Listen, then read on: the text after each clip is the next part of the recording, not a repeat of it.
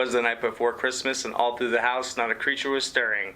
Well, except for Seth Rogen, high on cocaine, mushrooms, and ecstasy with a side of alcohol and marijuana as a downer. If that doesn't say family night in front of the TV, I don't know what does. The Night Before is directed by Jonathan Levine. It stars Seth Rogen, Anthony Mackie, and Joseph Gordon-Levitt.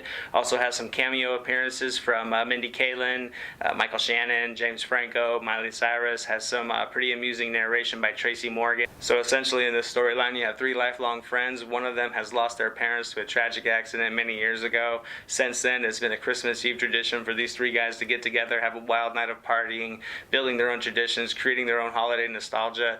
It has been great over the years, but now they're starting to get older. Their lives are starting to pull them in different directions, so they decide to get together for one more Christmas Eve to see if they can find that one Christmas party that has eluded them for years, the holy grail of parties, the Nutcracker Ball. I honestly wasn't expecting too much from this movie. I assumed it was going to have a barrage of jokes. I figured some would land, some wouldn't. Others would feel forced to the point of being ridiculous.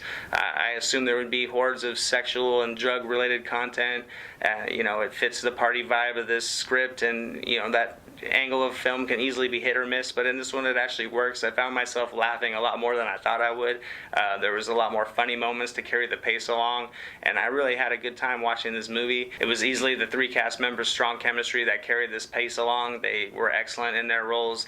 They made the most out of the humor. It was just simple, guilty pleasure, raunchy humor that just works. It's dumb, of course, but sometimes a movie is dumb and it's a great time, and that's what this one is, and it just tops it off with a nice Christmas vibe that adds something to it. There's no doubt the comedic weight of this movie was carried by Seth Rogen. It kind of all centered around him. His character was pulled more out of his comfort zone than any of the other two, and his reactions to some of these scenarios had me laughing my ass off. I mean, yes, it's Seth Rogen being Seth Rogen, and it's the same character as he was in Neighbors and a handful of his other movies, but for this one it worked.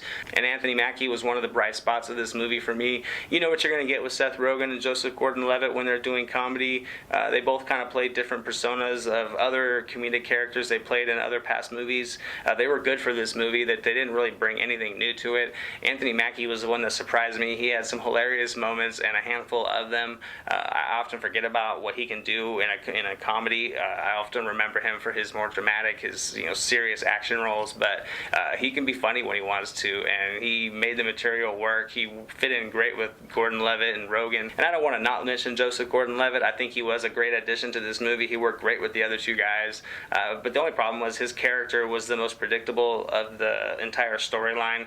Before his character arc even starts, you can kind of see where it's going to finish. So for that aspect, and to get him to go where his character needed to go, the script kind of reined him in a little bit. I would have liked to have seen a little bit of the freedom and what he could have done, but there was so much stuff going on from some of the cameos and from what Rogen was doing and Anthony Mackie that him being kind of hindered a bit didn't really drop any of the overall comedic value of this movie. The storyline kept things moving also. The pace was great, and despite it being rom-com from start to finish, it kept a varied approach to how it delivered it. There was a lot of different crazy scenarios going on.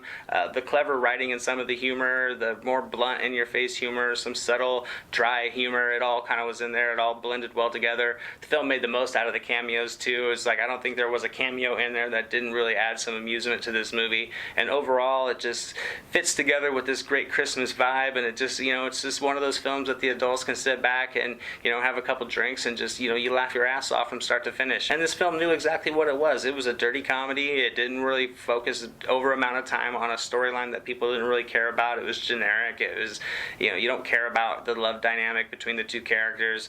You know how these guys are all going to wind up at the end. You just want there to be some fun, clever, in-your-face jokes that land. You don't want it to seem forced the entire time, and you want it to be just a crazy wild ride, and that's exactly what this movie was for me. And I'm going to have to give The Night Before a B-. I thought this was a fun movie. If you don't mind vulgar, crass humor, then this one's going to entertain. It's a turn-your-brain-off adventure that keeps things moving. And you can see the cast members had a great time making this, and it shows with their charismatic performances. It's energetic. It never comes off flat, and it's just a good time.